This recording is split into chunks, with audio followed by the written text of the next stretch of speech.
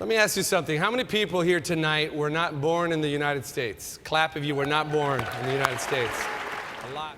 So many times we judge people, the color of their skin, the ink on their skin, the texture of their skin, the clothes they're wearing, and we become victims of it ourselves. And for me, personally, I think that racial profiling is going to be a thing of the past because as we continue to evolve and change, you can't tell anymore where somebody's from. I'm one example.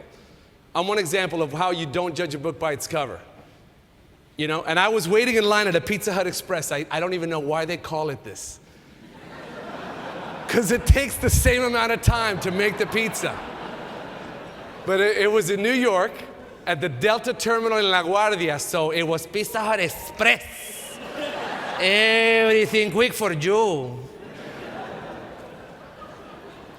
And I've been in this country for over 30 years, so when I hear Spanish, I like to speak Spanish. Everybody behind the counter was speaking Spanish. And I waited in line with a whole bunch of people, and this woman had her back to me, just over the counter, like I could have flicked her ponytail to get her attention. I could have done that, but you don't do that. That's not socially acceptable behavior.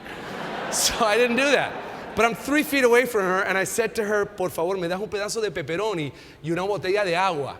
Nobody else could have said that.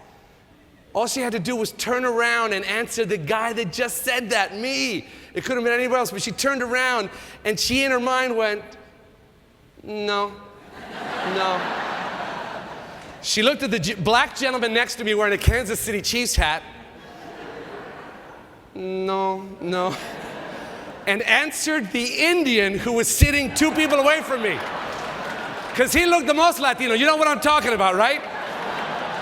White guy, black guy, and apparently he's a wizard from Hogwarts and can throw his voice.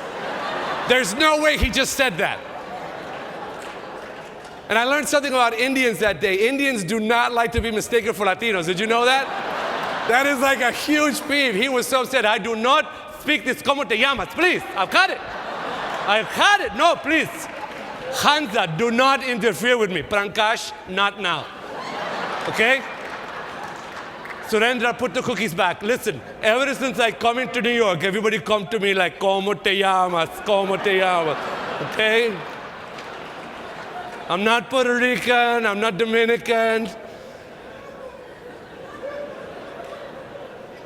Yes, I like the music, yes.